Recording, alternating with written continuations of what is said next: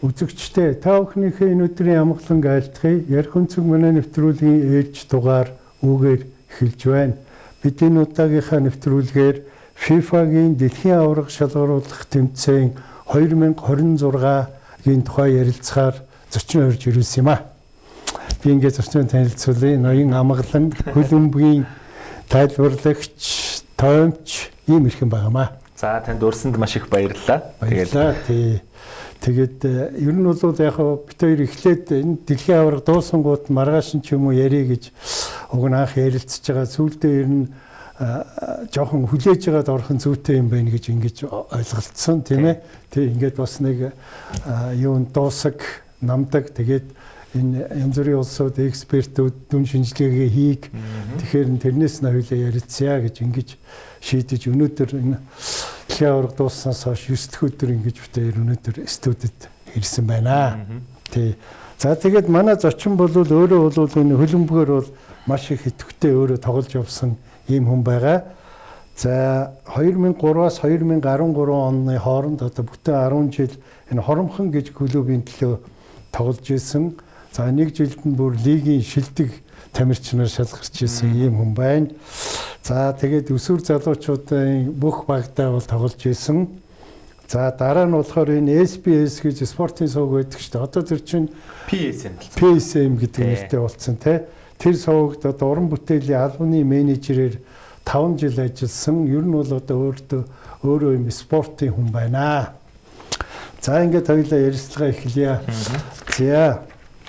За энэ жилийн дэлхийн аварга одоо онцлог гэх юм уу те.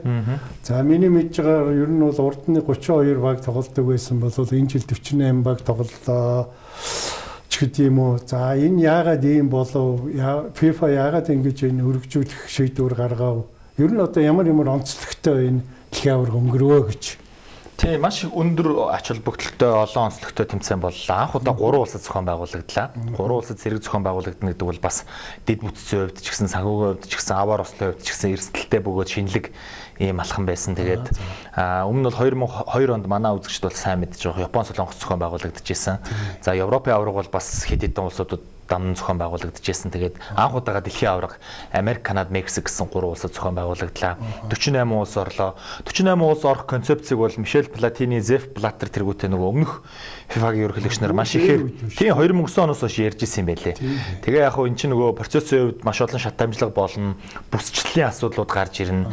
Ингэж явж байгаа сая Gianni Infantino яг ажил хэрэг болгоод тэгээд сая 7 жилийн өмнөөс за ямар ч байсан 2026 оны дэлхийн аварга дээр 48 улс оруулъя гэдэг санал оруулаад тэгээ эн чинь бас ард нь нөгөө маш том улс төрийн тэгээ мөнгөний нөгөө квотын асуудлууд яригдчихэж байгаа шүү дээ. Тэгэл энэ болгоныг ингэж одоо бас зохицуулаад тэгээд ямар ч байсан 48 улс орж байгаа. 48 улс орно гэхэлэр анх зүгээр бидний хувьд одоо дотор нь байдаг хүмүүсийн хувьд тайлбарлаж хөтэлдэг хүмүүсийн хувьд ч юм уу. За чанар жоохон буурах юм болов те.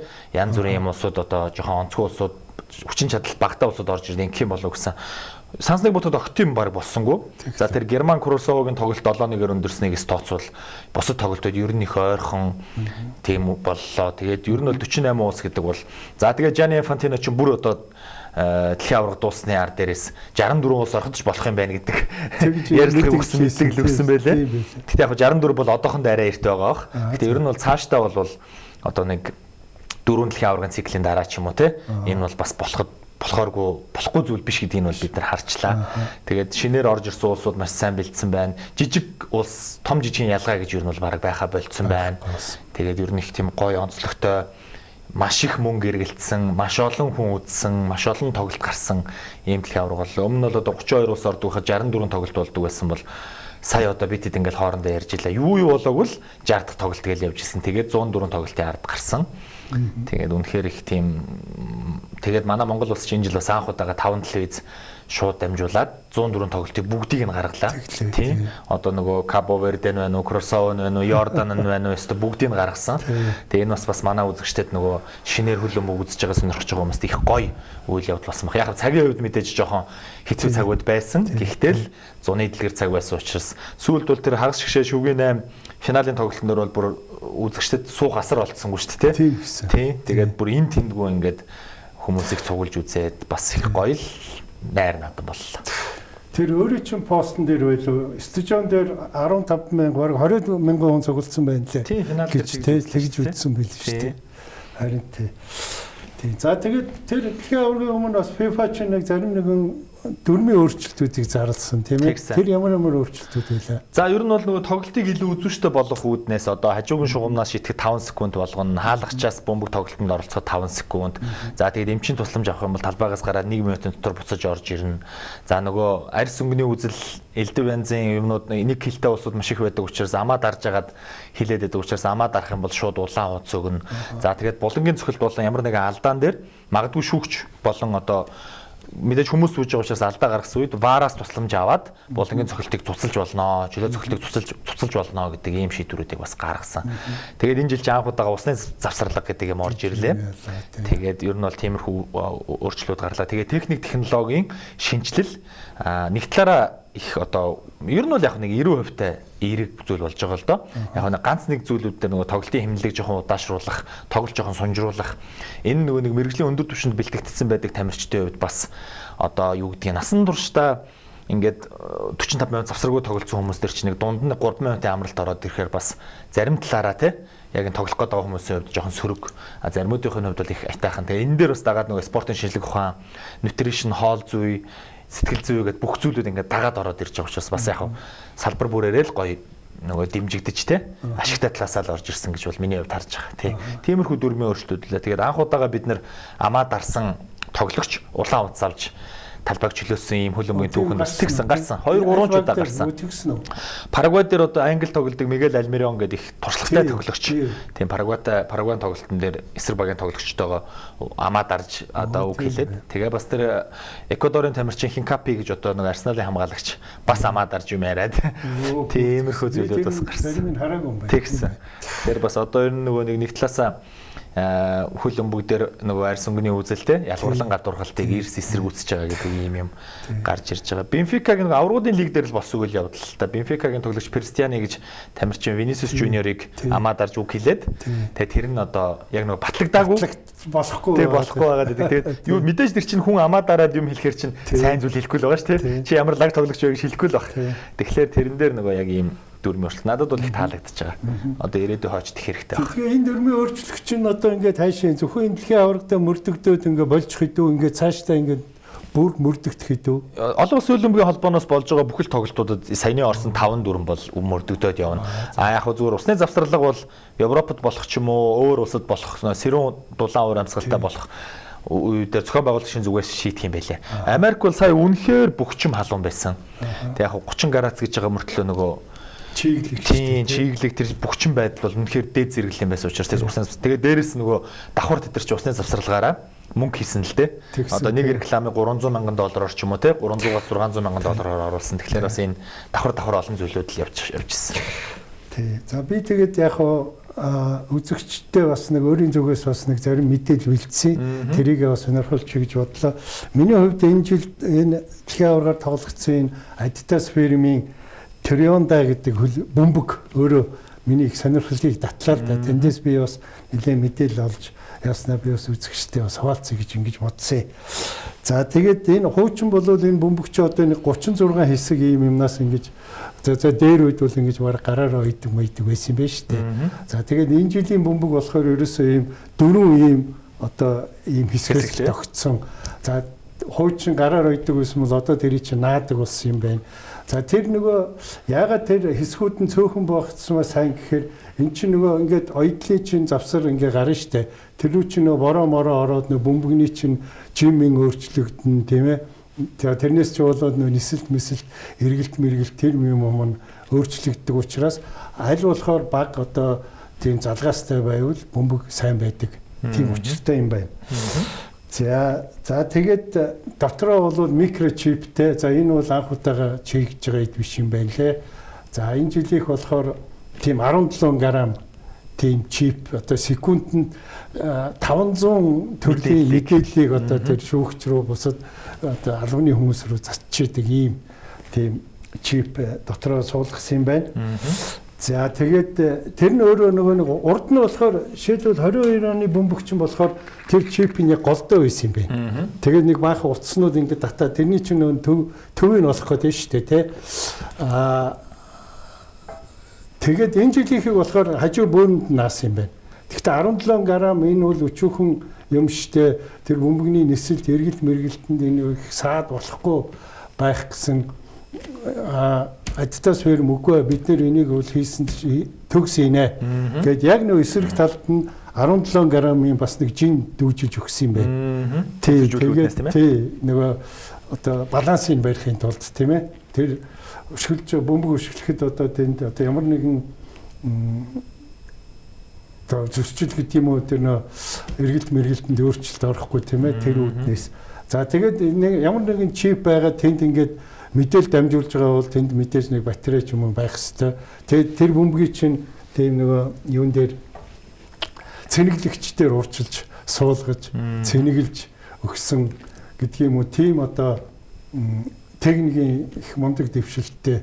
Тийм тэр бөмбөгийг чинь тэгээд сансарт гаргаж туршсан байлээ. Сансрын хөлөг дээр авчиж. Тэгээд тэнд яхаараа сансарт яадаг гэхээр сансарт нөө жингүүд жим байхгүй учраас тэр бөмбөгний одоо яг жинхэнэ нөгөө одоо баланс нь зөв байсан үгүй юу гэдгийг бас тэгээд давхар нотлсон. Тэр нь ч тэгээд дахиад өөрөө бас тэр бөмбөгний реклам болсон. Тийм болсон юм байна лээ гэсэн. Тиймэрхүү мэдээллүүд гарсан. За тэгээд за шүүгчд бас технологийн нэлээд одоо дэвшлиг өөртөө агуулж гэх юм уу зүүж гарч ирсэн байлээ тий. Энэ дээр ямар мэдээлэл тань? Тий одоо шүүгч нарын талаар маш олон хошин бичлэгүүд гарсан байсан шүү дээ. Тоглолтод гарах гэж баг хичнээн хэрэгсэл зүгээр.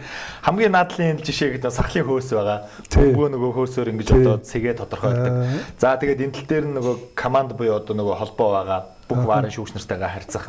Тэнгүүтээ шүүгчийн камер гэж байгаа. Шүүгчийн камер орж ирнэ. За тэгээд одоо бусад бүх хэрэгслүүдтэй шүглийн сав картны сав тэгээд одоо бусад бүх тэгээд өөрийг нь гүйж байгаа нөгөө нэг бас давхар өөрийнх нь одоо зүрхний цохилт эдрийг хэмжиж байгаа хэмжүүрүүд тэгээд өөрийнх нь хэр хурдтай гүйж байгаа хэмжүүрүүд гэх мэт маш олон зүйлтэй бол болсон. Тэгээд энэ шүүгчнэрийн хувьд бас яг хөө энэ жилийн шүүлт бол нэг тийм бүр нэг одоо сенсац тарих үст тийм айхтар муу шүүлтүүд бол гараагүй. Гэхдээ бас ганц нэг юмнууд байсан. Гэхдээ ерөнхийдөө бол их тийм Европын хөлбөмбөгийн холбооноос яг шалгарсан. Тэгээд эдгээр шүүгчнэрийг чинь бас нөгөө улирлуудад ингэж нөгөө оноо өгж явж байгаад хамгийн шилдүүдийг нь одоо финалийн шатанд ч юм уу хагас гişээр авчирч шүүлгэж байгаа учраас эдгээр маш нэр хүндийн асуудал байсан. За дээрээс нь шүүгч тоглолтод бөгөөд одоо нөгөө бооцон дээр те нөлөө үзүүлдэг учраас шууд нөлөө үзүүлэх учраас эдгээр одоо нөгөө нэг давхар энэ артлын хяналтын системүүд бол үнэхээр өндөр ажилтдаг болсон учраас шүүгчнэр бол одоо ямар нэгэн байдлаар ашиг сонирхлын зөрчил янз бүрийн тэм зүйлд холбогдох нь бол их багассан гайгүй болсон. Тэгээ тийм учраас энэ дээр бол бас маш том хараа хяналтууд явж исэн. Тэгээд шүүгчнэр маань ер нь их дайж үгшүүлсэн шүү. Тэгээд хамгийн тэр надад хамгийн одоо энэ орчин цагийн хамгийн одоо таалагдж байгаа зүйл бол шүүгчийн камер шууд одоо real time буюу яг бодит цаг дээр ингэж бид нар дээр ингэж нэг дэлгэцээр харуулж исэн гэдэг нь бол үнэхээр супер байсан. Тэр чинь ингээд энэ дээр байгаа мэдээлэл шууд олон улсын одоо бродкастинг шууд очно гэдэг бол техник ямар өндөр хөгжсөн бай гэдэг. Тэгээ таны түрүүний хэлж байгаа чинь тэр бүбүн дээр байгаа тэр чип мэдээллүүд бол тэр 1 секундэд 500 гаруй мэдээллийг шууд дамжуулна гэдэг бол үнэхээр супер. Тэгээд одоо бид нар чинь 2006 он дээр ч гэдэг юм нөгөө хэрвээ энэ бөмбөг маань байсан бол Английн Германы хаалганд орох 2 дахь гол шууд бүртгэгдэх байлаа шүү дээ. Гэх мэтчлэн яг иймэрхүү зүйлүүд ингээд төлөвлөлттэй байсан. Тэгээд тий сая өөрөө ингээд дурдлаад шүүгчдийг тэр нөгөө нэг боцоо нөлөөлдөг учраас тэднийг одоо ардлын хянсан гэ тэр яаж хэндэг? Одоо нөгөө нэг тагнуулын ерөнхий газар гэдэг шиг те авилгалтай тэмцэх газар гэдэг шиг бүр ингээд яг утасны дуудлага бүх хэмээг нь ингээд яг хөндлөнгийн аудит маш том хэмждэг болсон. Тэгэхгүй бол ч одоо нөгөө боцоо тавьдаг аппликейшнүүд дээр чинь нөгөө 3-аас дээш шар хуудас 3-аас доош шар хуудас гэл тэр чинь мөнгө нь явчихж байгаа шүү дээ. Тэгээ шүүгч одоо ямар нэгэн байдлаар холбогдсон байвал ямар нэг одоо энгийн алдаан дээр хууц өгөөл тэрийг дээш нь доош нь гаргачих нь шүү дээ. За тэгээд бусад алдаа мадаг ч юм уу зүйлүүд дээр. Тэгэхээр тэрэн дээр бол хяналт бол бүр бидний төсөөлж байгаагаас бүр хамаагүй илүүтэй л тавигдаж орж ирсэн. Тагнуул ажиллаж байгаа тийм. Тэгжиж одоо энэ нөгөө айхтар буруу бусрамг зүйлийг хянахгүй болвол хүн яг оролцож байгаа учраас яг энэтэй холбоотой сагсан бөмбөг дээр хөлбөмбөг дээр ер нь айхтар нөгөө фактууд одоо баримтат нэвтрүүлгүүд уран сайхны канонууд биш баримтат уран сайхны канонууд байдаг шүү дээ. Тэгэхээр одоо энийг бас маш сайн хянж байгаа. Тэгээд хамгийн сүүлийн жишээхэд сагсан дээр ч одоо бүр NBA-гийн бүр тоглогч тасгалжуулагч хоёрын асуудал толбогдоод одоо хүртэл хэрэг шалгагдаад 10 жил ах уу 20 жил ах уу гэж яригдчихэж шүү дээ. Тэгэхээр чи эн чинь тэгэл та үсэн мэдчихэж байгаа дэлхийн нийт чинь мафчцсан тий улс төрчсөн бүхэл юм одоо айгүй итгэхэд бэрх болцсон шүү дээ. Гэхдээ ямар ч үсэн олон улсын хөлбөмбөгийн холбоо бол энэний эсрэг маш сайн ажиллаж байгаа.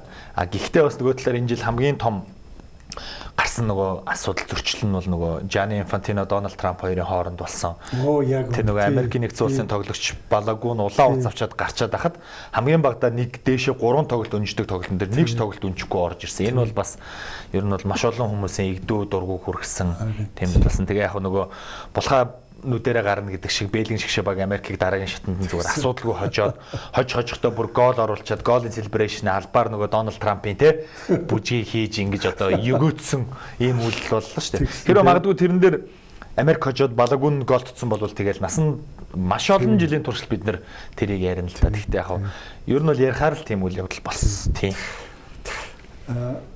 За тэгээд зөвхөн миний би ч яг сүний тоглолтуудыг бол үзхийг хичээсэн, зарим ч үз амжтгүй л байсан. Яг өглөө босч ирээд нөгөө вуугаараа үзчихсэн.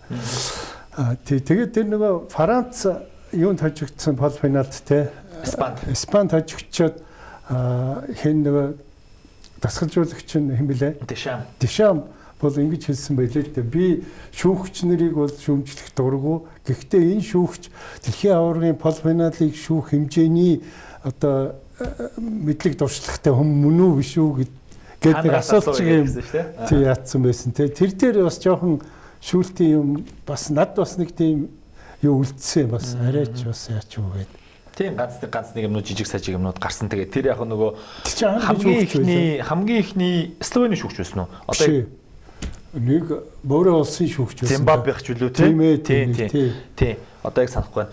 Нөгөө хамгийн ихний тургуулийн зөвхөл тавчирдаг дээр яг нөгөө Лукас Дине гээд хамгаалагч, Лука Дине гээд хамгаалагч нөгөө өшгөлчдөг тийм unintentional буюу санамсаргүй өшгөлт явагдсан гэдгийг л яг харуулж ирсэн л да. Гэхдээ яг хөлбөмбөг тоглодог хүний хувьд хэлэхэд тэр чинь нөгөө тоглогч нар ч өөрийнхөө ингээ байрлал бүх юмыг л яг 10 ямар аюултай бүсэд байгаа байлгүй үлээ гэдгийг мэдрээд тийм өшгөлтийг бол хийхгүй байх байсан л да. Тэрэн дээр бол тэгээд маргаангүй бас яг тэрэн дээр нөгөө нэг ийм өөрөөс гараагүй одоо нөгөө биетэй гар гэж ярьдаг штэ. Тэр шиг тийм алдаа байсан шүү гэдгийг л дэшам жоохон онцчихсэн. Яг тоглолтын явцад нэг хит хитэн Франц дээр үлээж болохгүй залдаанууд. Гэхдээ бас яг ингээд харахаар 100% их бас биш. Нөгөө өрөөсгөл гэж ярьдаг штэ. Өгч болно, өгөхгүй ч болно үзмжийн асуудлууд явсан. Тэрэн дээр мэдээж нөгөө хожигдсон багийн засгалжуулагч бол жоохон шүмжилт хаанц нь бол тодорхой байсан. Яг Франц тэр тоглолтын өмнө дандаа хожоод дандаа гол алдахгүй яваад байсан. Испани үнэхээр дундын шугамаараа илүүрхсэн л дээ. Тэгээд тоглолтын үед бол яг харахгүй юм болсон. Тэгсэн. Тэгж би харсан шүү.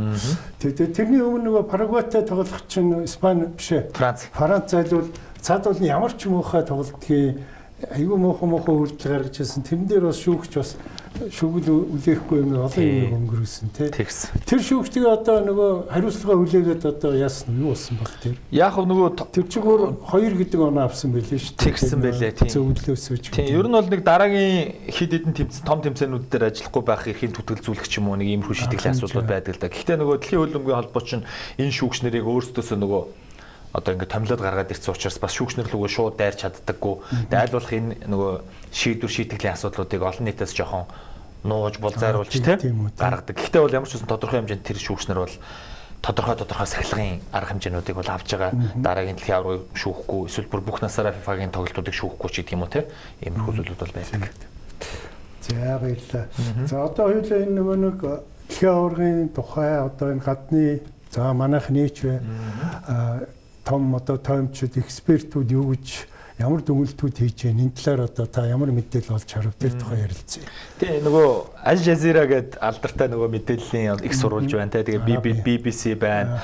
За бас Яхуугаас гой мэдээлүүд тоомуудыг аягүй их гаргасан байна. Ер нь бол яг маш олон хүмүүс дуу нэгтэйгээр хөлбөмбөгийн одоо нэг шин нэрэн үе гарч ирлээ гэдгийг ямар ч үсэн бүгд хүлээн зөвшөөрлөө. Тэгээд Испани бол энэ дэлхийн аваргад эхлэхээс өмнө Франц, Испани гэсэн хоёр фаворит байсан. Тэгээд фаворитыг одоо яг хадгалж үлдээд төрүүлж чадсан гэдгээр Испанчуудыг бол одоо бүгд хүлээн зөвшөөрлөө. Тэгээд Де ла Фуэнте гэж дасгалжуулагчийн яг энэ багаас нь бэлдсэн хүүхд хүүхдүүд те сахилга баттай, техниктэй, авиастай, бөмбөг сайн эзэмшдэг энэ хүүхдүүд яг энэ дэлхийн хөлбөмбөгийг эзэлж чадсан гэдэг дээр бүгд нэгэн дуугаар одоо хүлээн зөвшөөрсөн дүгнэлтүүдийг бичсэн байна. За мөн одоо Ламин Ямал гэдэг шинэ нодыг те бид нар дэлхийн даяараа харсан ийм дэлхийн авраг боллоо. Тэгээд шилдэг хамгаалагч болсон тэр Пау Купарси гэж залуу бас яг Ламин Ямалтай адилхан 2007 онд төрсэн 19-т хүү байгаа. Тэгээ энэ хүүг бас онцолж байна. Тэгээд яг түрүүний таны хэлсэнчлэн нөгөө Францтай тоглосон хагас шигшэн тоглолтыг Испани хийсэн хамгийн шилдэг тоглолт гэж дүгнсэн байна. Яагаад гэвэл гол оруулсан мөртлөө гол оруулаагүй мэт давталсаар л байсан, бөмбөгөө байсаар л байсан. Гэтэл Англи шибаг Аргентинтай яасан бэлээ те. Гол оруулсныхаа ард дээр шууд 55 дахь минутаас эхлээд 12% бөмбөг эзэмшилттэйгээр бөмбөг эзэмшиж хамгаалсан. Тэр бол одоо дасгалжуулагч Томас Тухлийн хувьд гаргасан карьерийнх нь баг хамгийн муу шийдвэрүүдийн нэг байсан гэдэгтээ бас 100% санал хэлж орж ирж байна. За дээрэс нь энэ жил прессинг буюу одоо нөгөө дэлхийн хөлбөмбөг одоо яаж өөрчлөгдсөн бэ гэхээр шахалт бас дахин шахалт гэдгээр одоо өөрчлөгдлөө. Прессингийг маш сайн хийсэн баг. Одоо бөмбөгөө алдах юм бол 5 секунд дотор буцааж ав гэдэг дүрм ерөөхдөө хамгийн их шинээр гарч ирлээ. Тэгээд бас хамгийн нэг сонирхолтой юм нь 60-аас дээш хувьтай бөмбөг эзэмшсэн мөртлөө хожигдсон тохиолдол маш их гарлаа энэ тоглолтуудад. Тэгэхээр өмнө нь бол тэгдэг байсан шүү дээ. Бөмбөг эзэмшээл хам бол хожигдог байсан. Тэгэхээр нөгөө нэг прессингтэйгээ холбогдсон сөрөг товтлогоотой баг одоо маш сайн тэмцээнүүдийг ингэж нөгөө тоглолтуудыг эргүүлж чадсан гэсэн ийм зүйлүүд маш их гарлаа. Дээрээс нь хамгаалагчдын ялангуяа бүр жигүүрийн хамгаалагчдын тоглолт энэ дэлхийн аваргыг маш их өөрчиллөө. Испани 2 жигүүрэхэд одоо Марко Корея, Педро Поро гэсэн 2 хамгаалагч те. Нэг нь 2 гол оруулаа, нэг нь 3 голын дамжуулалт өглөө. Тэгээ энэ хөлбөмбөгийг бас энэ хамгаалагч нар бол бүр урагшаа орж иж тоглодог болсон гэдгийг харууллаа. Дээрээс нь хаалгачдын бөмбөг эзэмшилт, дамжуулалтын чадварууд те тоглолтыг удирдах байгаа, урагшаа орж ирж байгаа энэ тоглолтууд бас үнэхээр яг энэ өөрчлөлтсөн юм байна гэдгийг харууллаа. Тэгээ энэ бол нөгөө Pep Guardiola одоо товтлох чиглэл товтлох дуртай цэцгэлжуулагчдын клубд хийж байгаа өөрчлөлтүүд шигшээ багуудад яаж нөлөөлж байгаа вэ гэдг нь бас эндээс маш тод томрунаар харагдсан. Ийм гой өөрчлөлтүүд байлаа. Тэгээд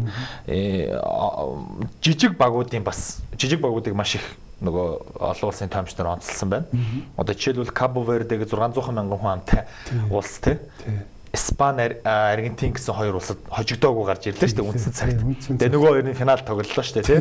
Тэгээд жижиг улсууд ер нь бол энэ нөгөө нэг жижиг улсуудын бүрийн 6-0, 7-0, 5-0 гэдэг тоо маш ихээр гарах юм болов гэсэн чинь ерөөсөө тийм зүйлүүд гарсангүй. Ганцхан тэр түрүүний нэвтрүүлгийнх нь хэлсэн Герман Курасао дээр л 7-1 гэсэн тоо гарсан болохоос биш.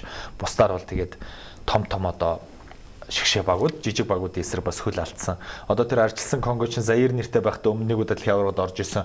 Конго, Португал одоо өстө будаа болох юм баг гэсэн чинь те нэг харьцаатайгаар тэнцсэн. Тэгээ тэр тоглолтыг ус очиж үзэж яхад тэр ямар мундаг зохион байгуулалттай, ямар мундаг бөмбөг эзэмшилттэй те гой бай гэдэг нь бол харагдчихсан. Иймэрхүү онцлог зүйлүүдийг онцлсан байна. Яг эдгээр зүйлүүдийн хажуугаар нөгөө сөрөг зүйлүүд те тасалбарын үн байна, цаг агаар байна, олон цагийн нислэгүүд багуудад их муугаар нөлөөлсөн гэсэн юм юу байна. Тэгээ нөгөө шоу нь бас хэтэрхий ихтлээ гэд ярьж байна. Гэхдээ half time шоу бол үзчихсэн үзэгчдийн хувьд ялангуяа нөгөө залуу генерашн, залуу үеүүдэд их таалагдсан. Ялангуяа финалийн тоглолтын дээр нээлт ч гэсэн, тэгээ хаалтын эхлэлүүд ч гэсэн гоё болсон. Тэгээд бас хүмүүс яг нөгөө давхрын чинь хүмүүс одоо найз нөхдөөрөө бөөнөр очиод үзэж байгаа бас нэг юм гоё дуу одоо тэр BTS гэдэг маш мундаг хамтлаг байна те Shakira-г харж байна, Post Malone-ыг харж байна. Хүмүүс ч бас нэг юм дуртай гоё зүйлүүдээ харж байгаа шүү дээ. Madonna тэр Madonna гарч ирдэг хэсэг дээр Ronaldinho хоёр машиныг нь барайл те бас айгүй гоё тийм нөгөө хуучныг санагдуулсан тийм үйл явдлууд бас болсон. Иймэрхүү зүйлүүдийг маш ихээр онцлсан байна.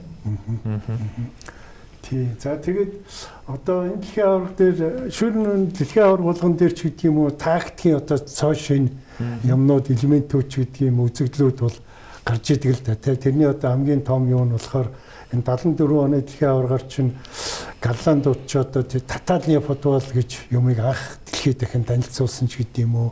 За тэр 2010 оны Испани баг ч гэдэг юм уу те. Тиймэрхүү одоо тийм гинтийн шин юм тактикийн одоо ямар юм танилцуулагдсан энэ дэлхийн аварга дээр. Тийм Испани бөмбөг эзэмшилт ерөөдөө жоохон нөгөө 10 оноос хойш жоохон мартагдах гээд байна удаа гэд бас хүмүүс харж исэн. Тэгээд тэрийг Испанчууд буцааж авчирлаа. Бөмбөг эзэмшиж байгаа ялангуяа дундын шугам дээр бөмбөг эзэмшиж байгаа баг нөгөө бага залхтал нь бөмбөг эзэмшээд тэгээд эннээсээ маш том тийм нөгөө эерэг зүйлийг авчирч чаддığımаа гэдгийг харууллаа. Тэгээд түрүү хэлсэн нөгөө шахалт те. Ерөөсөө л тэр нэг одоо шахалт хийж яана гэдэг чинь тухайн тоглогчид болон багийн биеийн бэлтгэл маш сайн байгаагийн илрэл. Одоо энэ 30 градусын халуун 40 градустай тэнцвүүц энэ humid буюу энэ бөхчин байдалд те цогцоо зайгүй шахна гэдэг бол маш том биеийн бэлтгэлжилт бол харагдаж байгаа. Тэгэхээр энэ шахалтууд бас өндөр түвшинд харагдсан гэдэг нь харагдаж байна. Тэгээд дээрэс нь яг таны хэлсэнтэй бол 100% санал нэг. Тоталны футбол бол бүгдээрээ хөлбөмбөг тоглож байгаа шүү дээ. Бүгдээрээ довтолж байгаа. Яг тэрийг л одоо дахиад харуулж төвийн хамгаалагч нь бүр урагшаа бөмбөг эзэмшиж орж ийн. Тэр Франц Английн хүрэл медалийн тоглолтын дээр Сэлгээгээр гарч ирсэн Upamecano гэж одоо төвийн хамгаалагч 2 голын дамжуулалт өглөө шүү дээ. Сэлгээгээр орж ирэнгүүтээ ганцаараа орж ирээд тэр эргчлөөг дасгалжуулагч өгж байгаа байхгүй тэр тоглогчд те. Тэгэхээс биш тэр чинь дасгалжуулагчийн хэлсэн ярьснаар л тоглож байгаа болохоос биш өөрөө дураараа тэгж чадахгүй шүү дээ. Гэх мэтчлэнгээр хаалгач хүртэл голын дамжуулалт өглөө шүү дээ. Энэ жил ингээд хойноос ганцхан дамжуулалт өгөл урагшаа гаргаж ирж байна. Мессеж өгчдөг. Тэгсэн те. Тэгэхээр чи одоо энэ хаалгач байна уу, баруун жигүүр байна уу, төвийн хамгаалагч байна уу. За тэгээд урд байсан төвийн товтлогч нар хүртэл зарим тохиолдолд цэвэрлэгээний байран дээр орж иж хамгаалтанд тусалж байгаа ч юм уу. Тэгэхээр энэ ингээ багаараа ингэж гой тоглолт болсон. Одоо энэ жилийн скаутууд дэлхийн аваргын дараа дэлхийн аваргын үеэр яаж ажиллаж гэнэ вэ гэхээр биднэрт зөвхөн нэг үйлдэлээ хийдэг тоглогч биш 10 үйлдэлээ хийдэг ийм универсалны тоглогч хэрэгтэй байна гэдгийг харуулад.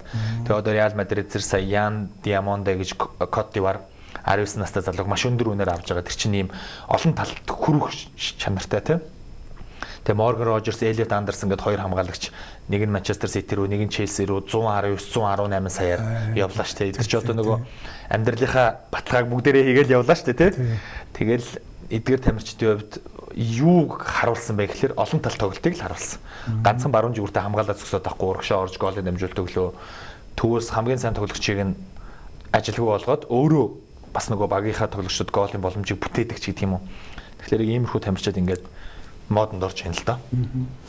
Тий. За тэгээд полуфиналд одоо Испани чинь 2 том багийг хоцчлоо. Франц, Аргентин хоёрыг. Аргентины финалд. Энэ дээр одоо нөгөө хоёр баг нь их сул харагцсан одоо нөгөө Испани фон дээр. Энэ хоёр баг сул тоглолчгүй эсвэл одоо үнэхээр тэр Испани баг тэр тактик юм тийм их сүрхий байв уу яа? Тийм, Испани үнэхээр сүрхий байсан. Испани 2010 онд төрүүлэхдээ хэсгийн ихний тоглолт Швейцарт хожигдоод тэгээ 6 дараалж хожоод авраг болж исэн. Швейцарт байсан тоглолт дээр бүх алдаагаа ойлгоод тэгээд маш хурдан өөрчлөлтүүдийг хийгээд тэгээд дэлхийн авраг төрүүлж исэн. Яг энэ шиг зүйл болсон. Эхлээд Испанч одоо таараа тоглолт хийгээд Кабо Вердетэй тэнцээд тэгээд за чид юу болов Испани шүү дээ гэдээ ярьж исэн. 2-3 тоглолт бүх алдаагаа цаад төвийн 2 хагас хамгаалагч дээр нэг хагас хамгаалагч оруулж ирээд ингээд бүх солилцоонуудаа хийгээд сайжирж явсаар байгаа төрүүлсэн. Тэгээ үнэхээр нөгөө хоёрыг бол муу харагдуулсан. Ялангуяа Францыг. Аргентин бол финал дээр нэг л зорилготой гарч ирсэн. Хамгаалтаа сөрөг довтлогоо. Тэгээд сөрөг довтлогоон дээрээсээ чөлөө цохилтууд 2 дугаар давхрын байрлалаас гол одоо найдвараа тавина. За тэгээд минут яваад ирэхин цагт хамгаалтуудаа сольж явсаар байгаа пенальт руу л очно гэсэн гол зорилготой байсан. Ямар санд дэлхийн аваргын түүхэнд ер нь баг хөлбөмбөгийн түүхэнд шүү. Үндсэн 90 минутын турш хаалга онсон цохилт биш шүү дээ. Хаалга руу чиглэсэн ганц цохилт хийхгүй байх гэдэг чи одоо 0-0 гэж гарч ирсэн шүү дээ. График гарч ирэхэд бид нар бүгдээрээ зочирдсан шүү дээ. Тийм зүйлийг хийсэн. Тэгээд Мессигээс шалтгаалсан довтлогоо Месси нөгөө нэг алхаад яваад ахаар Мессигээс шалтгаалсан довтлогоо ямар одоо унтаа байдалтай байсан бэ гэдэг энэ дээрс харагдсан. Дээрээс нь тэр залуу тамирчдын нөгөө Энцо Фернандес магадгүй улаан уц аваагүй байсан бол пенальт руу ер нь очив шүү. Пенальт руу очсон бол Аргентин ер нь тун аягүй шүү. Тэгэхээр тэр болгоныг бас яг харуулж ирсэн. Тэгээд үнэхээр нөгөө хоёр багаач муу харагдууллаа. Испани тэр нэг юм хөлбөмбөгийн голын дамжуултууд бол үнэхээр залхаан цэрлүүлдэг л дээ. Тэгээ Португал дээр ч гэсэн тэр өгөөлөл хоослгүйгээд байгаа шүү дээ. Ядарч тэгээд бүк гэдэг нэгийн хүрэлтээр л дамжуулаад байгаа. Тэгээд хоёул яг ийм зайтай зогсож байгаа бол хоорондоо бөмбөгөө дамжуулаад хаар чинь хамгаалж байгаа ямар ч хүн ирээл уурлаа шүү дээ. Тэгээд очиод алдаа хийн. Энийг л хүлээдэг Испани. Тэгээд тэр Португал дээр ч гэсэн тэр сүүл цэлгээр оржсэн 3 тамирчин 3 биендээ яг байн насан туршдаа хийсэн 3 дамжуулалтаа өгөөл гол оруулсан. Тэр чи яг ингээд нөгөө хүний биед байн горцсон суудсан зүйлтэй бид нар өглөө босоод ус уудаг магадгүй шүтээ угаадаг адилхан л тэр чи ингээд тавтаад ахаар бүр ингээд үйлдэл болчдөг. Ламин Ямал ч одоо тэр жигүүрээс 2-3 удаа ганцаараа Монгол хүн байсан бол ганцаараа зохиол алдаал эсвэл гол хийгээл явж байгаа шүү. Тэгэхэд л яг эндээс буцаагаал дамжуулж байгаа тийм. Тэр чинь бүр ингээд бүр яс махандан шингэтэл хийсэн. Бид нар энэ системийг л ер нь ажил амьдрал дээр ч гэсэн хөлбөмбөг дээр ч гэсэн спорт дээр ч гэсэн яг суулгах хэрэгтэй юм байл л дээ. Тий, Ямал юу сая өөрөө дурдлаа. Ямал харин одоо энэ хүлээлтэнд арай хөрсөнгүй юм дэлхийн аваргаар. Тэгээ яг нөө улирлын дунд төгсгөлөөр жоохон гэмтэлтэй орж ирсэн. Тийм. Европын аврагад 2 жилийн өмнө тоглож ирсэнээс бол жоохон тааруу формтой орж ирсэн. Гэхдээ л хийдгээ хийлээ. Тэгээд одоо дөнгөж 19 дэх хүүхэд ингэж тоглож ийн гэдэг. 19 дөө Европын авраг болоод дэлхийн авраг болчихлоо шүү дээ. Тэгээд 17 доо 10 жилийнхаа шалгалтнаас шүлээ аваад явж исэн хүүхэд ингээд 19 дөө орж ирээд одоо Барсагийн гол хүн, Испани шогийн гол хүн. Энэ хүүхэд одоо 2 жилийн дараа 21 дэх бүр амар орж ирнэ. Тэгээд дараа жилийн дэлхийн аврагаар дөнгөж 23 таа байх нь байна. Тэгээд одоо Месси Роналдотой харьцуулах юм бол энэ ч одоо 6 7 дэлхийн авраг өлхөн хүлээж байна. Форм сахилга батаа алдахгүй байх л тий.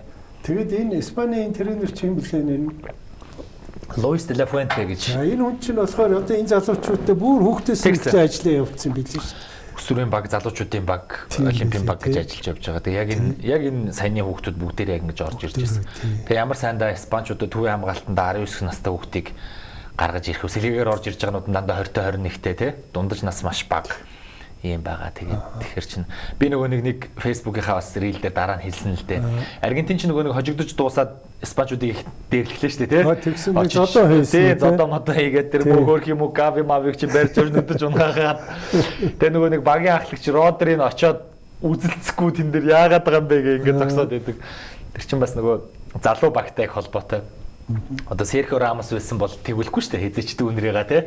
Очоод шууд барьцалдаад авна. Тэгэхээр нөгөө багт бас нэг юм хувцал хөрөөний тоглогч гэж байна л да. Тэ англи хэлээсээ Жордан Хендерсон авч явлаа. Франц Инголо Канте ч юм уу ингээд нэг юм хувцал хөрөөнд бага ахалчдаг, бага манлайлчдаг, залуучуудтай урам өгчдөг. Испанд бол тийм хүн байсангүй тэгсэн мөртлөө төрүүллээ. Сахилга батаар, зөв зохион байгуулалтаар, системээр төрүүллээ. Тэгтээ яг нэг жоохон тийм юм дутсан те. Тэнгүүт нөгөө нэг тэр Пау Купарсыг булангийн цохилтон дээр очиод татаж унгаачаал газар унангууд тавуулаа очиод босооч гээл те. Тэгэлээсэн тэгээ тэрэн дээр бол нөгөө багийн бас ахмад туршлагатай жоохон галтай хүмүүс очиод өмгөөлж хамгаална шүү дээ. Тиймэрхүү юм дутсан мөртлөө Испанчууд тэгээд систем сахилга бат гэж ямар мундаг байд юм бэ гэдгийг харуулсан. Жишээлбэл нөгөө Аргентины шгшээ багч нь Депол гэж юм байдаг. Одоо яг нөгөө Мессигийн ахлагч гомдох юм бол очиж өдөөсөн зодтолдог ч гэдэг юм те. Тийм Аргентин ч ерөөсө бүгдээрээ л яг ер нь яг Аргентин ч 2022 онд төрүүлэхдээ Месси бол манай номер 1 хүн юм байна. Бид нар энэ хүнийг хамгаалаад энэ хүний бүх одоо удирдлага дор яваад ингээд төрүүлнэ гэдэг яг энэ зарчмаараа яваад төрүүлсэн. Сая 26 онд энийг бүтээх тунд өглөө. Тэгээ Египтэд 2-2 хожигдож явж байгаад Месси аварсан, Кабо Верде дээр гялалцсан. За тэгээ хасагдах шатны тоглолтууд гээд тэр Швейцар эдэр дээр те Месси яаж мундаг тоглоо. Месси үнэхээр 39 настай сүүл рүүгээ бас үнэхээр ядарсан л та одоо энэ хүн шүү дээ те.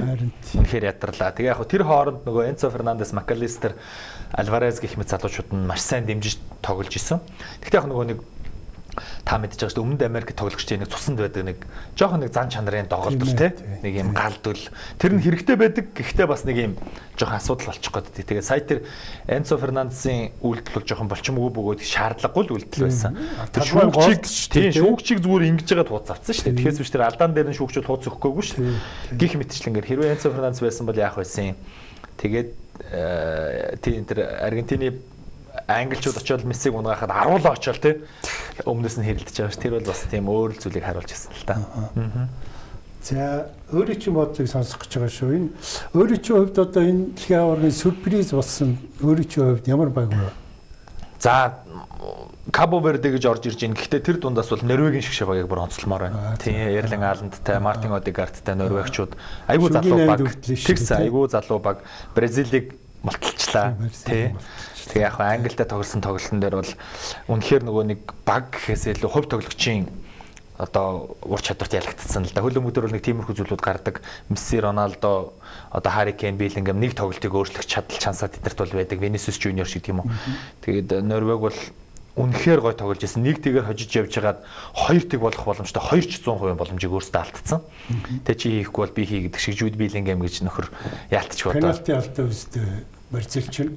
Бразил дээр яг нөгөө Норвегт хожигдохдоо тий. Тэгээ Норвег өөрсдөө дараагийн шатанд нь Англид хожигдохдоо нэг тэгээр хожиж явж байгаад хоёр тэг болох боломжтой гой боломжуудыг алдсан. Тэгээд тэрэн дээр бол яасан. За 2 жилийн дараа Европын авраг Их Британь зохион байгуулагдана. Норвег бол энэ дээр маш хүчтэй орж ирнэ. 4 жилийн дэлхийн авраг дээр ер нь баг фаворит техний 5 баг дээр нэг дээр Норвег орж ирнэ шүү. За тэгээд Японы шгшээ баг байна. Зүгээр Бразилийг дэлхийн 5 удаагийн аваргыг тэгж айхтар те хазаалгаж ягаад сүүлийн 10 минутанд л 2 гол алдаад хожигдчихлоо шүү дээ. Тэгэхээс биш Япон бол дуусгаж исэн газар Япон Норвег хоёр тоглосон бол бас амар юм болох байсан тий. Тэгэхээр ингээд нөгөө манай Аз ТV-ийн төлөөлөл байна. Тэгээд Норвег байна. Энэ хоёрын бол сюрприз бүр онцгой байлаа тий. Тэгээд иймэрхүү зүйлүүд байна. Яг нь Бразилийн шишээ багийг нөгөө муутлахын сюрпризээр ярил тий. 2002 оноос хойш одоо дэлхийн аварга төрүүлж чадсангүй. Шүгийн 8-аас сэтгэхгүй явж байгаад энэ жил бол бүр шүгийн 16-аас цаашаа явсангүй. Тэгээ Карло Анчелотиг авчираад ч нэмэргүй байлаа. Тийм одоо тэгээд цаашдаа Бразил одоо яг яавал одоо ингээд бүр улам л алсраад байна л да. Тийм тэгэхээр одоо бас энэ том гүрэн ингээд бусад багуудын сайжралтаас болоод ингэж одоо зохион байгуулалтаасаа болоод ингэж муудаж байгааг харах бол бас жоохон. Би одоо Бразилийг дэмждэг 2002 онд Бразилийг үзчихэл анх хөлөмөгт орж илоо.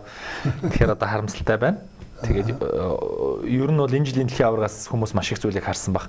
Дараагийн Европын аварга дэлхийн аваргууд бол үнэхээр л гайхалтай болох нэ. Тийм хүлээж дискон гэдэг шиг их л гой тоглож. Шинээр их мундаг багууд гарч ирж байна. Тэгсэн тийм. Месси Роналдо дээр чинь их олон хүмүүс энэ хоёрыг дэлхийн аварга эхлэхээс өмнө ярьжсэн сүүлийн дэлхийн аваргууд нэгэд. Гэхдээ энэ хоёрын нөгөө нэг үдэлтээс одоо Эрлин Хааланд, Винисиус Жуниор, Жуд Беллингем, Ламин Ямалын дээшээ Килиан Эмбапегийн гарч ирсэн тесрэлт нь илүү байгаад энэ хоёрын нөгөө юу жоохон бүр ингээд ардуур нь орж ирлээ шүү дээ тий. Тэгээд энэ жилийн одоо дэлхийн аваргын зүгээр миний хувьд нэг онцлог би юу харсан гэхээр энэ нөгөө нэг одоо нэртэй бомбардирууд бүгдөө л одоо айгүй өндөр гол хийлээ 8, 7, 6 энэ төргээ тий. Тэр одоо урдны дэлхийн аваргууд чинь тийм юм байдгүй шүү дээ. Хүн танихгүй улсууд энэ тэр одоо мундаг бомбардирийн шагнал нөгөө ямар алтан шахаач тэрийг авдаг энэ тэр байлаа шүү дээ. Тэн дээр өөрөө юу гэж бодож байна? Ягаад бомбардирууд гинтхэн бүгдөө зэрэг одоо энэ тэмцээнд буудчихв. Үнэхээр энэ жил бас би бинийг айгүй гоё хурцлж өглөө. За тэгээд дээрэс нөгөө нэг улирлын төгсгөлийг зарим тоглогчид гэмтэл бэртлээ болмоос жоохон амарж орж ирээд яг дэлхийн аварга дээр циклнийх гоё таарлаа. Багуудынх нь өрсөлдөгчнөр нь бас жоохон зарим багууд дээр их сул мул байж таарлаа тий. Тэгээд ёстой таны хэлсэнчлэн тэгж одоо Месси, Эмбапе, Хааланд, Беллингем, Харри Кейн гэсэн шиг ийм топ зэрэглийн тамирчид зэрэг ингэж 6, 7, 8, 10 гол хийжсэн түүх бол байхгүй. Одоо Давид Вия 5 голтой, Хамас Родригес 6 голтой, Эмбапе сүүл 8 голтой, манай Бразилийн Роналдо 8 голтой ч гэдэм үү те. Бразилийн Роналдотой бол ойртож очих тийм зэрэг одоо нөгөө суперуд байсангүй шүү дээ. Тэгээд нэгдүгээрт нөгөө нэг өмнөх өдөр Месси 3 гол хийгээл, маргааш нь Эмбапе 2 гол хийгээл, Ааланд 2 гол хийгээл, уралдаад явцсан. Үнэхээр гоё байлаа үзэж харахад ч гэсэн. Тэгээд дэлхийн аваргын бүх цаг үеийн рекорд чинь та мэдж байгаа шүү дээ. Георг Миллер 14 гол байсныг нь Роналдо 15 болгоод 15-ыг нь Мирослав Клоузе 16 болгоод за 16-г ер нь эвдэх юм уу да гэж ярьжсэн чинь шууд ихний тоглолтоос Месси чи 3 гол хийгээл тэрнтэй зэрэгцсэн. Эмбапе араас нь явсаар байгаад тэгээ сүүлдээ явсаар байгаад 22 болгочлоо. 22 болчихлоо. Бүр 6 голоор ахиулчлаа. Энэ бол тэгээд Эмбапе чинь 4 жилийн дараа дахиад тоглох магадлал бас өндөр. Тэгээд энэ чинь бүр айгүй онцгой тийм голын хувьд бол үнэхээр онцгой зүйл бол. Яг энэ жилийн 104 тоглолтод 308 гол орсон байна. 296 гол нэг тоглолтод орсон байна тий. Тэгээд Эмбапе 10 гол оруулсан. Нийтдээ 22 гол оруулчлаа. Тэгээд одоо 18 4 гээд эхний хүүхд байхдаа орж ирээ 4-ийг хийгээд өнгөрсөн 4 жилийн өмнө 8-ыг хийгээд сая 10-ыг хийчихлээ. Энд чи одоо Испани ла лиг биш шүү дээ тий. Оросын премьер лиг биш шүү дээ тий. Тий. Тэгээд 6 сая 800 мянган үзэгч нийтдээ дэлхийн аварга үзлээ. Нэг тоглолтыг дунджаар 65 мянган үзлээ. Энэ Америк ч бас юу юм бэ л дээ. Америк, Мексик, Канадын цэнгэлтүүд ч их том судалтай байна. Тэгээд тэрэн дээр нь сууд болгон дээр нь дүүрлээ. Билетийн үн бол ер нь тэгэл хамгийн багадаа л $1000 байлаа шүү дээ. Дээшээ бол 3000, 8000, 12000 гэл тэгэл финалийн тоглолт чинь бүр дундаж үн нь 25000 болсон ч гэх шиг тий. Тийм байх. Тэгэхээр айхтар юм байна. За энэ дэлхийн аваргын дараа одоо багууд их тасгалжуулагч нараа солих тийм процесс одоо өрнөж юм тийм ээ. Тэд нэр за зарим нь ч тэр нөгөө хугацаанд дуусаад яаж байгаа бах. Зарим нь муу тоглосон дээр хасагдсан ч юм хүмүүс байгаа бах тийм.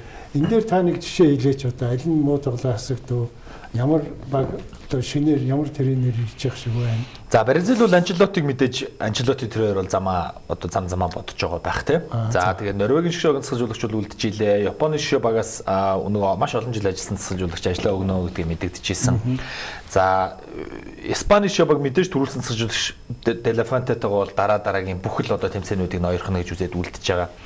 Хоёр доос Аргентины засгалжуулагч Эскалонигийн хувьд бол одоо өвөл хүртэл ажиллаад тэгээд ер нь бол хүлээлгэж өгнө гэдгээ бол мэдгдсэн байлаа. Тэгээд ер нь бол 2 Лионелийн үе яг ингээд Аргентин дээр маш том одоо унжсэн багийг маш гоё дээш нь гаргаж ирээд Копа Америкад 2 төрүүлээд Месси энэ 2 дэлхийн аварга төрүүлээд дэлхийн аваргаас мөнгө аваад ингээд өндөрлөж явах шиг байна. За 3-т орсон Англи шээ баг анх удаага одоо 1966 оноос хойш анх удаага Англи медаль авлаа. Тэглээ.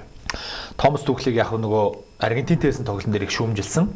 Гэхдээ магадгүй Аргентин дээр гол алдаагүй дуусгасан бол Томас Тухлийг бүгд магтах байсан. Өстө мундаг хамгааллаа гэх байсан тийм. Тэгээд Европын аварга дуустал бол ажлыг нь бол үлдээсэн Томас Тухлийг. Дидэ Дишам одоо эн чинь юу вэ 2018 онд төрүүлээд 22 онд мөнгөн медаль аваад дундуур нь Европын аваргуудад маш сайн тоглоод ингээд энэ жилийн дэлхийн аваргаар 4-т ороод 14 жил болсон. Тэглээ. Тэгээ ажиллаа өгж байна. Зенедин Зидан ирлээ. Тийм өчигдөр хэвлэлийн баг хурал хийж Зиданыг одоо тэр агуу гайхамшигтай хүнийг гайхамшигтайгаар ухтаа авлаа. Килиан Эмбапе бол одоо бид нар үнэхээр Зидан ирж байгаад баяртай байна. Тэгээд энэ Франц, Испани гэсэн улсуудын ундраг, тасгалжуулагчдын ундраг, тоглогчдын ундраг үнэхээр гайхамшигтай юм. Үнэхээр одоо атаархаж байна. Одоо тэгээд энэ олон гоё тоглогч нар дээр сэлгэнээс олигтой тоглоог зөндөө гоё тамирчид байгаа шүү дээ. Тэгээ цаанаас нь одоо 17, 18, 19 дэх хүүхдүүд ингээд бүр тоглох гээд шахацалтаж орж ирж байгаа. Энэ багийг Зидан удирдна гэдэг бол Франц одоо 2 жилийн дараа Европын аварга дэлхийн аварга 4 жилийн дараа дэлхийн аварга үнэхээр гайхалтай үүсэх. Зидан ч өөрөө тоглогч байхдаа бүр тасарсан амтан байжгаад Реал Мадридэд Анчелотигийн туслах байжгаад орж ирээд улсын аваргууд лиг төрүүлээд өөрийгөө баталж харуулчаад явцсан шүү дээ. Аваргуудын лигт 3 дараалан төрүүлсэн. Тий одоо энэ Роналдо, Бейл, Бенземаг удирдах тий энэ гайхамшигтай 90 үеийг бүтээжсэн хүн чинь Зидан байгаа. Тэгээд иймэрхүү шилжилтүүд их болж байгаа. За ер нь бол хасагдсан багуудаас маш олон хүмүүс за үнэхээр энэ дэлхийн аваргаар ажиллаад л өгнөгдсөн одоо настай тасгалжуулагч нар байлаа. Гинтийн шийдвэрүүд байлаа. Тэгээд энэ бас тасгалжуулагчдын ер нь бол та бас ажиллаж байгаа Европын клубүүд дээр ч гэсэн ер нь их нөгөө хомсдол үүссэн. Одоо ер нь сайн тасгалжуулагч бол маш бага цөөрцөн. Тэгээ одоо дөнгөж саяхан ажиллаа өгсөн Юрген Клоп, Пеп Гвардиола гэсэн тасгалжуулагч нар бас одоо яах вэ их үгээд яригадад хүлээж байна. Тэгээд яг Юрген Клоп Германы шабагийг авах уу гэж яригдаж байна. Тэгээ Юрген Нагельсман Германаас болчлоо ч гэдэг юм уу. Иймэрхүү зүйлүүд их гарч ирж байгаа. Тэгээд цаашдаа хэдүүлээ юу болохыг хамтдаа харж ий. Маш сайн тасгалжуулагч нар ховордож байгаа энэ цаг үед бол одоо шинэ тасгалжуулагчдын 90 үед хүмүүсийн одоо хүлээлтэнд маш олон хүмүүс хүлээгдээл ингээл явж байна да. Тий. Зиданы тэр хэвлэлийн хурлыг би харсан. Тэгээд манай хүн бол хэлж илээ шүү дээ. Би нөө Реал Мадридээс хэдэн жилч болж байгаа юм дээ. Одоо бараг 4-5 жил болчихлоо шүү дээ. Цаг хугацаа хурдаа. Тэгээд энэ хооронд надад бол клубүүдээс маш их санал ирж ийсэн. Гэхдээ би хүлээж авдаггүй байсан. Яг тэгэхээр би энэ Францын шгшөөгийн энэ юуг л жолоог хатгах л гэж л би одоо энийг өнөөдрийг хүртэл би хүлээсэн юм аа. Одоо миний хүсэл биелэлээ гэсэн тийм ярьж ин л хэлдэг. Тийм байлаа. Тэгээд тэр хэн чин Германы дасгалжуулагч болчихгүй юу? Юрген Клоп яг албан ёсоор гэсэн юм бол юу хараагүй шүү. Тий. За ямар ч хүчтэй л яригдчихэж байгаа тий. Тийм байна тий. Одоо цаадах чинь нөгөө нэг хэсэг клубын төвшин дасгалжуулагч чинь гэдэг бол үнэхээр цаг наргүй, нойр хоолгүй, гэр бүл бүхэмээ бөө нэрв. Шигшаа баг бол бас харьцангуй гайгүй тий. Жилд нэг 10 тоглолт хийж байна. Манай очтой 2 жил амарчлаа шүү. Тэглээ. Тэгэхээр одоо эргэж ирэх орн болцсон. Тийм байна. За шилдэг тоглогчоор оруулаад FIFA Родриг нэрлсэн. За тэгээ яг нөгөө одоо байрал болгонд бас ингээд нэрлдэг шүү дээ. Энтэй та хэр санал нэгж байна? Родригийн хувьд. Яг хөлбөмбөг бол нөгөө дандаа л нөгөө урд байдаг хүмүүс те одоо гол оруулдаг хүмүүс ингээд дэлшилдэг тоглогч болдог ийм зүйлийг сүүлийн үед яг ингээд халж яана л да. Одоо Баллон д'Орыг Родри авч ирсэн те. Vinicius Junior-ийн өмнөөр орж авч ирсэн. За тэгээд үнэхээр энэ талбай дээр яг гол оруулаагүй голын дамжуулалт өгөөгүй мөртлөө хамгийн их дамжуулалт өгсөн. Хамгийн их бөмбөгөө алдаагүй, хамгийн их зөв шийдвэрээ гаргасан гэдэг статистикаар Родри бол тасархай тэргүүлсэн. Тэгээ үнэхээр яг тэр нөгөө багийн хамгаалалт тоглохыг тэмцэржүүлж, багийн голд ингэж ажиллана гэдэг бол нөгөө улсуудыг хийгүүлгээд яг үнэ тийм Родри байсан. Тэгээд би бол санал нийлж байгаа. Яг дэлхийн хөлбөмбөгийн холбоо Мессид өгсөн бол 2014 онд Мессид яг энэ шагналыг өгч ирсэн. 2 дугаар гаранд ороход нь. Тэгэхээр яг хоёрт орсонд байх заавал ингээд өгөөд ах. Би бол тэр шилдэг тоглогч нарын одоо үйл ажиллагаатай их санал нийлж байгаа. Унай Симон гэдэг хаалгач 8 тоглолтоос 7-д нь хаалга хуурай манлаа. Тийм байлээ. Тэгээ энэ хаалга хуурай мансан Унай Симон руу хаалга руу бөмбөг цохиулаагүй гол шалтгаан нь Пау Кубарсе гэж урд нь тоглож исэн хамгаалагч байсан. 19 настай энэ хүүд шилдэг хамгаалагч өгчлөө. Шилдэг тоглогчийг нь Родри авлаа. За мэрэгэн бууч бол угаасаа хамгийн олон гол оруулсан л авдаг учраас Килиан Мбаппе авсан. Тэгэхээр би бол надад нэг тийм маргалдаад ах зүйл байхгүй. За Мессид өгсөн байхад бол бүр хүү хаа гэж тахаарч зүйл бас байсан байх. 8 гол оруулж 4 голын дамжуулт өглөө Аргентиныг энэ хүртэл чирж 2 дэлхийн аварга дараалал финалд авчирлаа. 39 настай хүн шүү дээ. Тэгэхээр бол тийм асуудал байсан. Тий. Ер нь их гоё дэлхийн аварга, гоё олон гоё шилдэг зүйлүүдтэй, олон гоолтой ийм үнэхээр мартагдчихгүй сайхан дэлхийн аварга бол. Тий. За тэгээд өөрөө нөгөө Португалийн нэг тоглолтыг очиж үзсэн байсан Америкийн Атланта хот билүү те. Хьюстонд очиж үзсэн. Тий.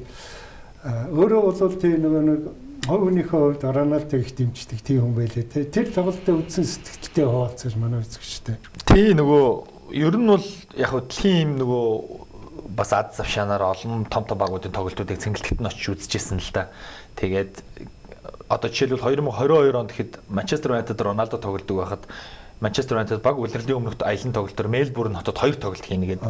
За тэгээд энэ дээр Роналдогоо харчих юм байна гэдэг. Хамаг билет Мельбурнд амьдарч Сиднейд байсан тухай. Тэгээд нөгөө Мельбурн руу очих билет буудал бүх юм аваад 2 тоглолтын билетийг аваад очсон. Яг нөгөө тэрний өмнө нэгдүгээр нөгөө Эрик Тен Хаг гэж сахижуулагчтай жоохон асуудалтай байсан. Хоёрдугаар бас нэг гэр бүлийн асуудал гараад бас өөр хүүхдээ алдаад тэгээд Роналдо ирч чадаагүй. Тэгээд тэр тоглолтыг яг очиж үзсэн ч гэсэн Роналдого харж чадаагүй.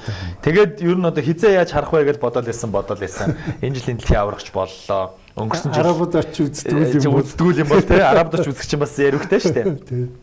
Өнгөрсөн жил ямар ч байсан Сиднейд байхдаа Америкийнхаа визийг авчлаа. За тэгээд ингээд энд ирээд ажил төрөл ингээд явж байгаа. Яг ингээд бүх юм айгүй гой таараад жидрээд ингэж явсаар байна. Тэгээд тоглолтын үзэх боломж олцсон л да. Тэгээд одоо ингээд эргээд бодоход яг Роналдо тоглохгүй байсан байж болно. Эсвэл тоглолтын өмнө гэмтэл авчиж болно. Хинтээ тоглолоо тэр чинь. Конготой тоглосон. Тийм. Тэгээд ямар ч байсан хамгийн ихний тоглолт. Тэгээд би яг бодохдоо Конго дээр бол ёстой хамаг гой гоолуудаа хийгээд хожоод Узбекистан дээр бол эвгүй байхаа гэж бодсон чинь Узбекистан дээр хамаг гой гоол хийгээд Конго дээр эвгүүцсэн. Гэхдээ ямар ч байсан тэгээд анх удаага одоо 20 жил үзэж харсан, битсэн, дэмжсэн, ярьсан хүнээ ингээд нэг орчинд хэдхэн метрийн цаанаас харах бол үнэхээр гайхалтай байсан. Тэгээд маш гоё аялал болсон. Автогамт бас явсан. Тийм тэгээд үнэхээр мартагдчихгүй тийм сайхан аялал байсан. Ер нь бол нөгөө нэг мөрөөдлөө ямар ч байсан биелүүлж чадсан. Тийм. Тэгээд сэтгэл үнэхээр өндөр байсан. Тэр яг тоглолтын зохион байгуулалтын тэр ямар санагдав өрч юм. Үнэхээр мундаг юм билээ. Тэр хамгаалалт дээр бол бүр дээд түвшинд гарцсан байсан. Тэгэл нөгөө угаасаа нөгөө гадныхын чинь нэг ямар нэгэн зүйл дээр очрлохдоо ч гэсэн их хайтайхан очролдог шүү дээ, тийм. Урдуур, ардуур дайраад тахгүй. Тэгээд 68 мянган ингээл цэнгэлтгэс гараад явах зүгээр дуугаад сайхан ингээл зөөлхөө алхаал ингээл асуудал нэг 10 минутын дотор л гараа авчих. Орохдоо ч гэсэн ингээл араараасаа очрлол ороод тэгээд зохион байгуулалт бол хідэн талд ингээл ингэн тэгний юм тийм ингээл дотор хоол ундаа хуух зүйлс авах. За дотор ороо суухад ямар ч асуудалгүй. Тэгэл ер нь хамгаалалт бүхэл зүйл их гоё тийм жигд тэнцвэртэй зохион байгуулалттай тийм байсан.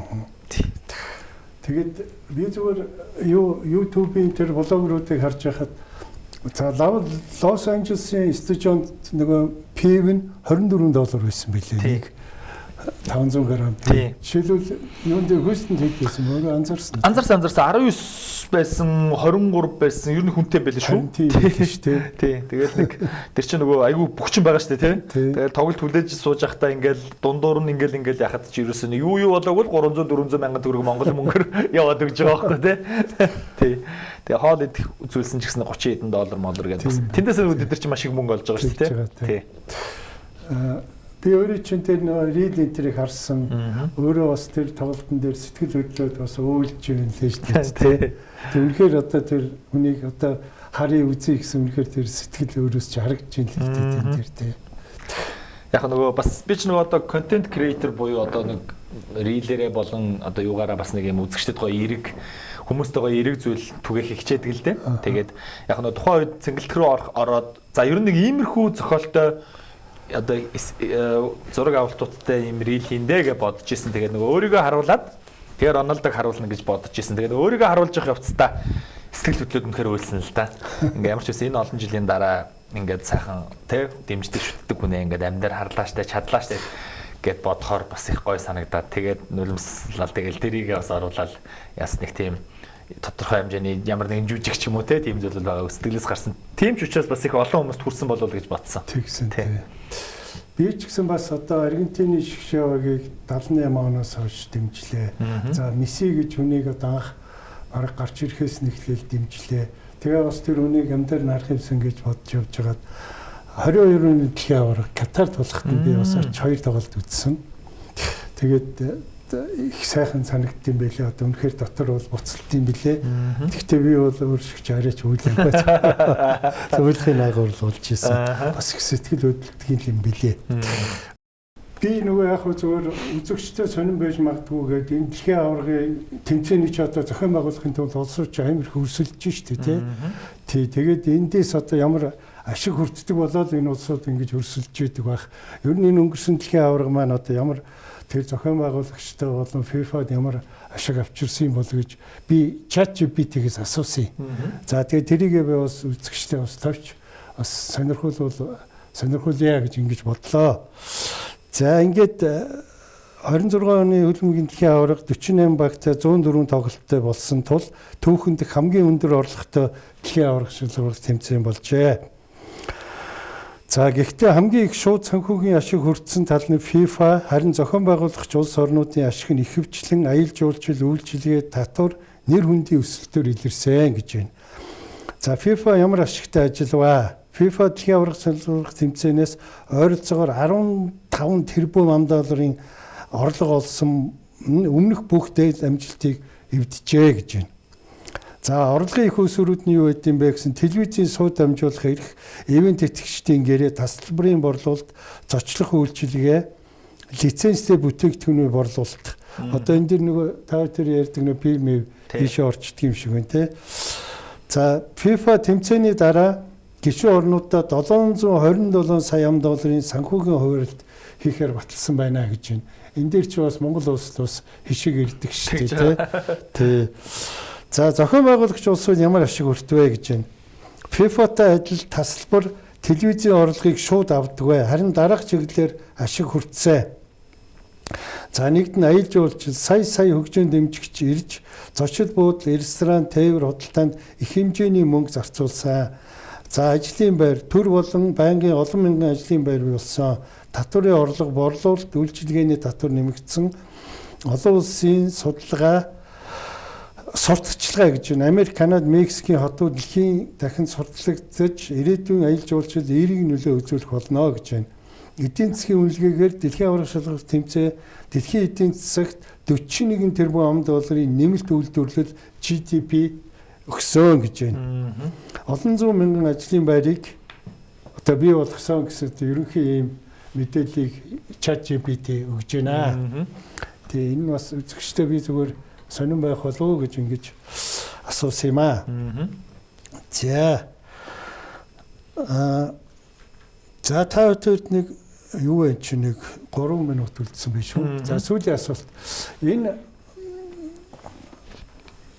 дэлхийн аваргын энэ жишээн дээрээс харахаар энэ жижиг улсууд айгүй өсрэлт хийгээд ингээд дэлхийн аваргад ороод одоо Капа Верде юу юучлээ те.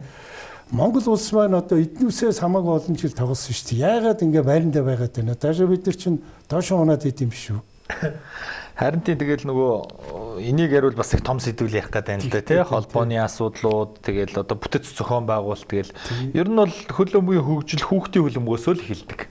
Тийм хүүхд зөв системтэй зөв байж ижил одоо тэр маш олон жилийн зөв системтэй бодлогоор л яг явж байгаа л да. Тэгээд дээрэс нь эдгээр хүүхдүүдийн маань одоо жишээлбэл нэг 15 хүүхэд ингэ системтэйгээр бэлдлээ гэж бодоход 7-8 нь гадны клубүүдэд тий бас юм тодорхой хэмжээний боловсрал суурьа эзэмшиж ингэж явж байгаад өсвөр насндаа ч юм уу залуучуудын түвшинт ч юм уу ингэж яваад за тэгээд дасгалжуулагчдын одоо боловсрал системийн бодлого гэл одоо маш олон зүйлүүд энэ дээр яригдчихээн л да. Тэгэхээр шууд нэг 26 тоглогчийг нэг газар карантинлал 2 жил карантинлал тоглуулад ороод тэрнийгээ бол тийм зүйл бол байхгүй.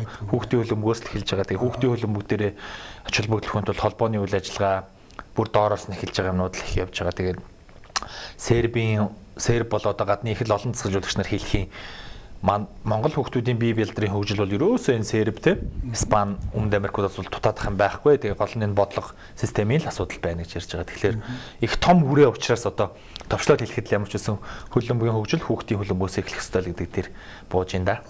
Тийм байна те. Зүгээр миний мэдж байгаас Дэрэн гэж клуб байдаг. Тэд нар бол өстой жинхэнэ хүүхдтэй ажиллаад тэгж харагдаг. Олон насны багтай байлээ шүү дээ. Тиймэрхүү юмнаас л одоо босол клубүүд эхлэх хэрэгтэй юм тийм. Дэрэнгээс өөр тийм хүүхдийн клубтэй өөр багууд байд юм уу? Ер нь яг нөгөө босод бүхэл том клубүүд одоо хүүхдийн академиудаа нээгээл бас чадлаараа тэгэл хийгээл явж гин тийм.